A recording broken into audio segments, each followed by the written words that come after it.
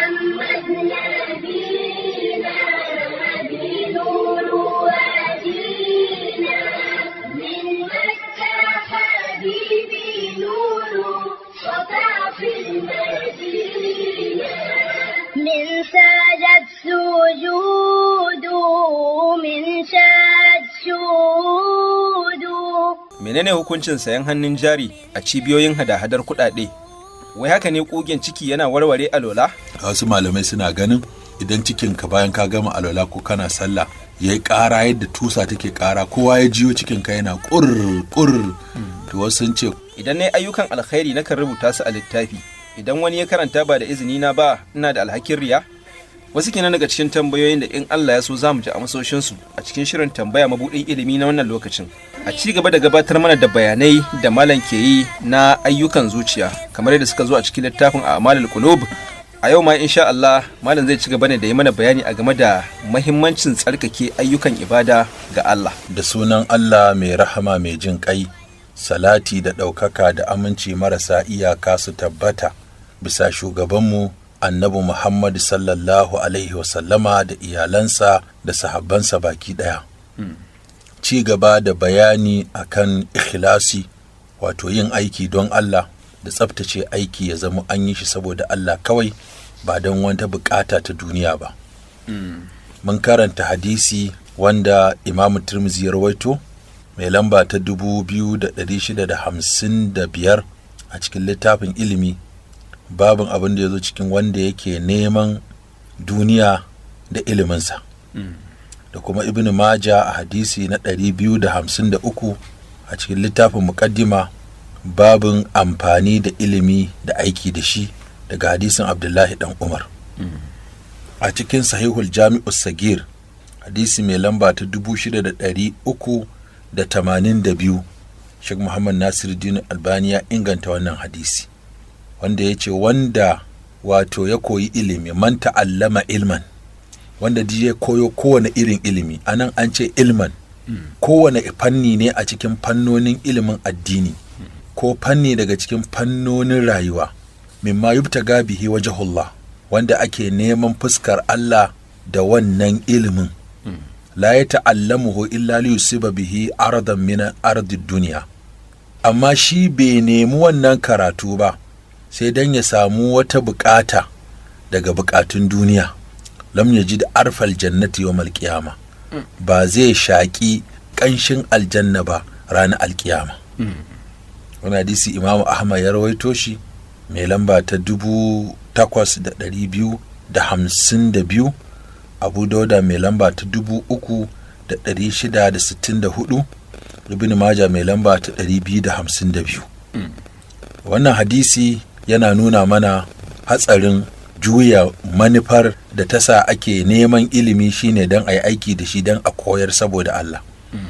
Sana hadisi na biyu ya ce man ta'allama ilma, wanda ya je ya koyo ilimi, liyumariya bihi sufaha, domin ya yi jarayya da wawaye, auli bahiya bihil ulama, ko dan ya yi wato alfahari da malamai, wato ya shiga cikin sahun malamai, auli ya sirfa fihi bihi wujuhan nasi ilaihi, ko dan ya juyo fuskokin mutane zuwa gare shi, ma'ana ya samu magoya baya da masu laikin da masu sharing da masu comment da waye da sauransu. Fa huwa finnari, wannan dan wuta ne, wato yana wuta. Shine hadisin da Tirmidhi ya rawaito mai lamba ta 2655 da kuma Ibn Majah mai lamba ta 253. To wannan kaga ya isa ya nuna mana hatsarin mutum ya ɓata niyyarsa domin ya samu abin duniya. Haka. Karatu ana yin sa ne domin a tsira da shi ranar alkiyama. Shi yasa ya zo a wani hadisi, ranar alkiyama Allah zai cewa masu riya, izhabu ila allazina kuntum tura'una bi a'malikum fid dunya fanzuru hal tajiduna indahum jaza. Allah zai ce ku tafi wajen waɗanda kuke nuna musu ayyukanku don ku burge su a duniya, to ku je ku ga shin za ku samu sakamako a gurinsu. Imam Ahmad ya rawaito wannan hadisi mai lamba ta 23119, yana cikin kuma silsila sahiha. To sannan akwai hadisi shi ma wanda Imam Nasa'i rawaito mai lamba ta 3140 a cikin littafin jihadi babun wanda ya yi yaƙi don neman lada da kuma a ambace shi, ma'ana don a dinga tunawa da shi. Shi ma a wannan hadisi yake cewa wani mutum ya zo wajen manzon Allah sallallahu alaihi wasallama ya ce, ka bani labari, mutum ne ya yi yaƙi don ya samu lada da kuma wanda ya yi yaƙi don ya samu ambato, me zai samu a wajen Allah? Manzon Allah ce ba shi da komai a wajen Allah. Ya maimaita wannan tambaya har sau 3, manzon Allah yana ba shi amsa iri ɗaya, cewa ba shi da komai a wajen Allah. To sai a na 3 sai manzon Allah sallallahu alaihi wasallam ce, inna Allah la yaqbalu min al-amali illa ma kana lahu khalisan wabtugiya bihi wajhuhu. Allah baya karɓa aiki sai wanda aka tsarkake shi don Allah kawai, kuma aka nemi fuskar Allah da shi. To haka nan Ibn Mikrazin, wani mutum ne daga cikin mutanen Sham, ya rawaito daga Abu Hurairah cewa wani mutum ya zo wajen manzo Allah sallallahu alaihi wasallam ya ce, ya Rasulullah, ina son jani jihadi fi sabilillah. Yace rajulun ne yuridul jihada fi sabilillah, shi fa jihadi yake so zashi, amma wa huwa yabtagi aradan min aradid duniya, amma abin da zai kai shi ganimar da ake samu a raba ita ce ta fito da shi. Sai manzo Allah ya ce la ajra lahu, ba fa shi da lada. To wani abin sai ba mutane mamaki, sai suka ce wa mutumin, je ka sake tambayar manzon Allah, watakila bai fahimci tambayar taka bane. Mutumin ya zo ya ƙara cewa, ya Rasulullah, mutum ne yake nufin zai jihadi ta farkin Allah, amma fa yana nufin duniya. Sai annabi ya sake cewa ba shi da lada. Mutumin ya sake dawowa ya ce, ya Rasulullah, ka gane abin da nake nufi, don Allah zai jihadin, amma a niyyarsa akwai samun abin duniya. Manzo Allah ce ba shi da lada. Ai na gane tambayar ka, kuma amsar da nake baka guda ɗaya ce. Abu Dauda ya rawaito shi a cikin littafin wanda ya yi yaƙi yana neman duniya. Sai hadisin da Muslim ya rawaito, hadisi ne kudisi, shine mai lamba ta 2985 a cikin littafin Zuhudu da kuma abubuwa masu rauƙaƙa zuciya. Babu man ashraka fi amalihi ghayrallah, babun wanda ya taranyantar da wani Allah a cikin aikinsa, daga hadisin Abu Huraira. Yace ana aghana shuraka'i an shirki, ni ne mafi wadatan masu yin shirka ga barin shirka.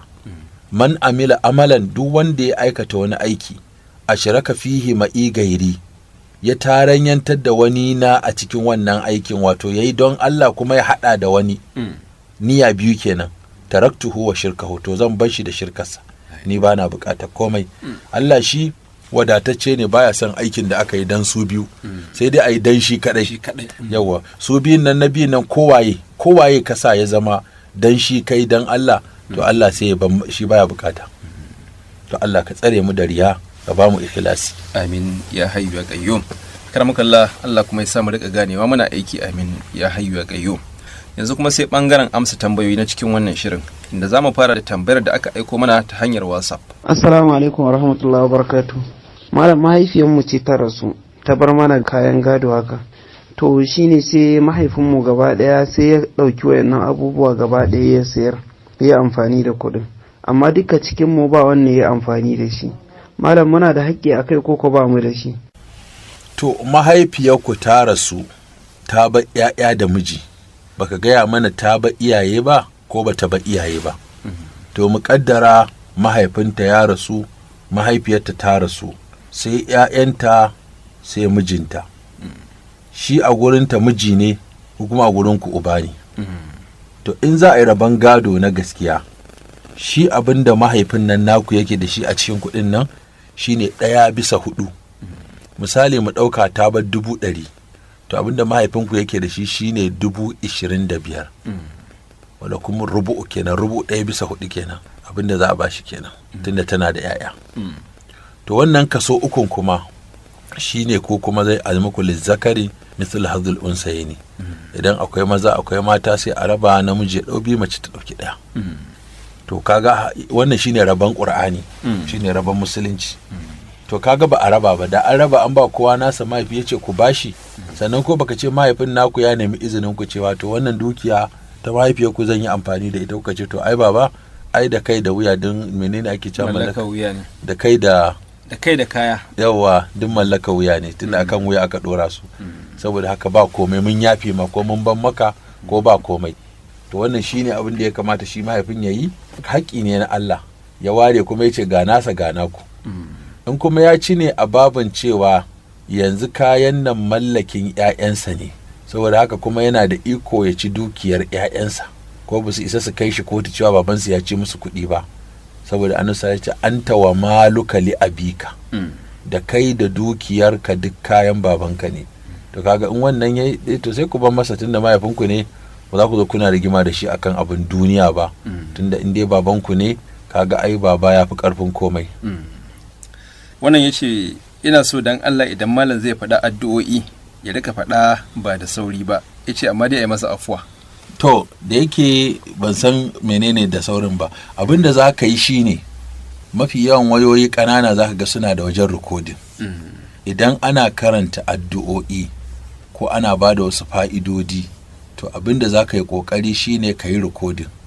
Idan ka yi rikodin ka ga kana da shi a wayarka, duk sanda kake so ka ƙara ji ka ƙara ji ka ƙara ji, za ka yi ta ji ko? Haka.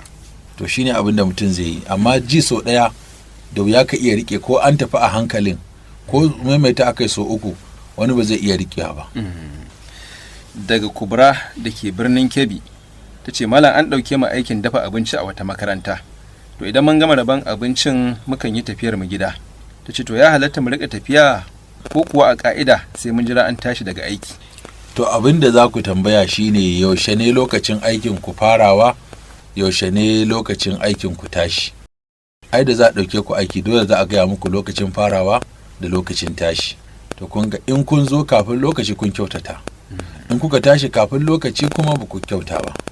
Tunda ya an ɗauke ku aiki dole ku tsaya ku gaya aka ci abincin nan, wataƙila ma a cikin aiki na ku hadda tattare abin da aka ci abincin a ciki da wankewa da kuma ƙara gyara abin da za a yi amfani da shi gobe. To kun ga in duk da wannan a ciki ba za ku raba abinci kawai ku tafiya ku ba, dole ku bi ƙa'idar da kuka sa hannu kuka yarjejeniya kuka amince an ɗauke ku aiki akai, almuslimuna ala shurutihim. Akaramakallah wannan ya ce menene hukuncin sayan hannun jari wato share a kamfanoni da bankuna da sauran cibiyoyin hada-hadar kuɗaɗe? To shi sayan shaya wato sharika kenan, mutum ya shiga kamfani ya saka jarinsa. Wannan ya dangana ga me ake siyarwa a kamfanin. Misali akwai kamfanin shinkafa, akwai kamfanin sukari, akwai kamfanin madara, akwai kamfanin giya ma, akwai kamfanin da yake sarrafa naman alade, yake sa shi a gwangwani, ana naman gwangwani amma na alade ne. Akwai kamfanin da yake siyan kayan da yake haramun ne ya fita da su waje, ko ya siyo kayan da yake haramun ne ya shigo da su ciki, ko kuma ya sarrafa su. To kaga wannan tunda haramun ne a shari'a, kaga ba za ka saka jarinka ba. Amma abin da yake halal ne a shari'a, kamar kamfanin rake da ke sarrafa shi ya mai da shi shuga, kaga wannan da rake da shuga duka abu ne mai kyau. Sai dai wajen siyarwar ne kuma, tunda kamfaninukan da suke siyan shuga din zai iya zama har kamfanin giya ma wataƙila suna buƙatar shugan suna iya siya. To kaga wannan wajen siyarwa ne, wannan ba wajen sarrafawa ba ne. To shi ne, saboda haka ka duba wanda yake da halacci sai ka saka, ka sai hannun jari a ciki, wanda ka tabbatar babu halacci to ka siya. Daga Hauwa da ke Tarauni Kano ta ce idan ta yi ayyukan alkhairi wani lokacin takan rubuta su a littafi. Ta ce to idan wani ya gani ya karanta ba da izininta ba, za a bata alhakin riya? To Hauwa ba a buƙatan dan kin yi aikin alheri ki dinga rubutawa a littafi, tunda wa kike yi wa, wanda kike da shi yana rubuce a littafinsa. ومن يعمل مثقال ذرة خيرا يره ومن يعمل مثقال ذرة شرا يره. wanda ya aikin kirki ko da kwatankwacin ƙwayar zarra ne zai gan shi, wanda ya aikin shari ko da kwatankwacin ƙwayar zarra ne zai gan shi. To Allah ta'ala ya rubuta komai, wa wajadu ma amilu hadira wala yuzlimu rabbuka ahada. Allah ce za su samu abin da suka aikata gashi nan a halarce, Allah ba zai zalunci kowa ta hanyar rage masa abu mai kyau ba ko ƙara masa mummuna. Masu ce mali hazal kitab la yughadiru sagiratan wala kabiratan illa ahsaha. Wannan wani irin littafi ne, baya rage kankanin abu ko babba sai ya rubuce shi. To kaga ashe kenan baka da bukatar kai ka rubuta tunda Allah ya rubuta. Kamar da baka rubuta zunubinka ba, to kaka rubuta aikinka na lada.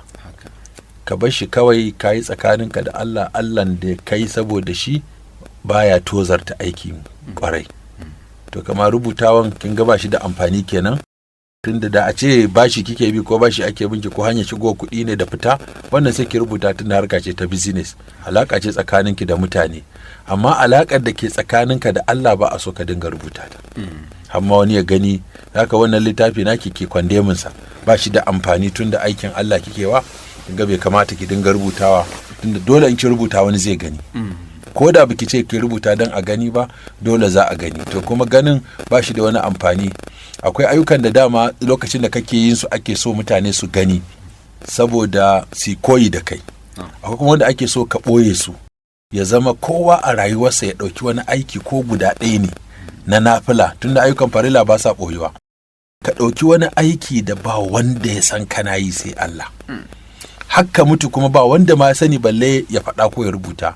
Ka ɓoye wani aiki ko na nafila ne, na ciyarwa ne, ko na wata ibada ko wani zikiri, ka samu wani lokacin da ba mai ganin ka sai Allah, ka dinga wannan aikin kawai. To wannan yana da muhimmanci a ce kana da wata ibada khafiya wanda ba wanda ya sani sai Allah. Izna da rabbahu nida'an khafiya. Masha Allah. Yanzu kuma za mu sake sauraron tambayar da aka aiko mana ta shafin WhatsApp. Assalamu alaikum wa rahmatullahi ta'ala wa barakatuh.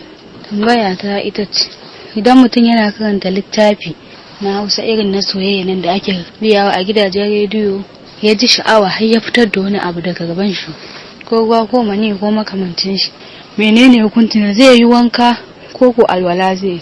Na gode, Allah ƙara malam lafiya, ya sa aljanna ce makomar shi.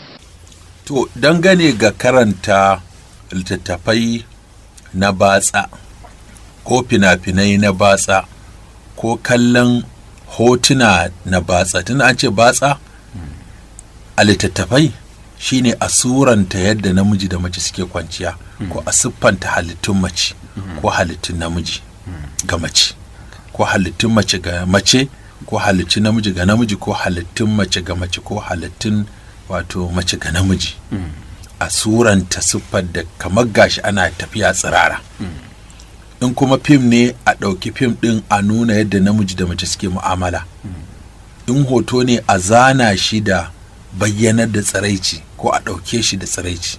Wannan shi ake kira hotunan batsa, fina-finan batsa, littattafan batsa, kalaman batsa.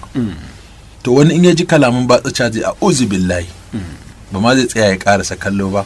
Wani kuma zai tsaya ya dimanta kallo, ma'ana ya daɗe yana kallo har ya suranta abin a ransa har ya taya masa da sha'awa.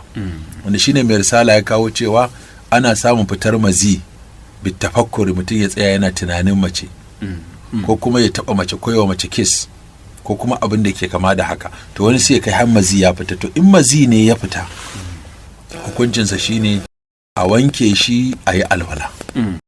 Idan mani ne ya fita, wanda shi mani ba a ma'anan ya fita ba, shi mani dole sai an yi gogayya mafi yawa, ko a mafarki ne, to sai shi kuma a yi wanka. To wannan dangane ga hukunci abin da ya fita kenan. Shi kuma hukuncin kallon da sauraron da karanta irin waɗannan littattafan. To su kuma waɗannan malamai sun faɗi hatsarin waɗannan abubuwan guda 4: kalaman batsa, da littattafan batsa, da hotunan batsa, da fina-finan batsa. To masu karanta su da masu sauraron su da masu ganin su kashi 3 ne in maza ne, kashi 3 ne in mata ne. Akwai mata aure, akwai bazawara, akwai budurwa, akwai ma yara maza da mata. Hakanan su ma akwai maza masu aure, akwai kuma maza marasa aure sun taɓa yin aure su rabu da matarsu, akwai kuma saurayi. To idan saurayi da bazawara ko bazawari da budurwa suna kallon ko suna saurara irin wannan, yana taya musu da sha'awa ko ba su da iyali, to kaga a nan ne in ba a samu mai tsoron Allah ba, barna take faruwa. Ko da mai auren, ai annabi sallallahu alaihi wasallam ya ce in kaga wata mace sai ta ɗauki hankalinka, to maza ka koma gida wajen matarka, domin duk mata ɗaya ne. Sai dai wata kawai tafi wata tsafta, wata tafi wata iya magana, tafi wata kyau a fuska ko a hali, amma duk ɗaya ne. Abin da ka gani tare da matan nan, matarka tana da irinsa. Ma'ana in haram ta zo za ta ja ka, sai ka tafi ka je wajen halal ɗinka.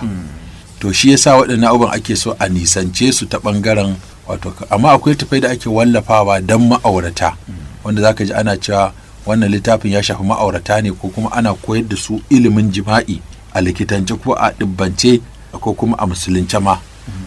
To kaga ashe kenan wannan tafai ne su khas zaka ji ana cewa wanda bai yi aure ba ma kai sai ya karanta. To kaga su waɗannan daban suke. Ya kamata a kiyaye wannan abubuwan.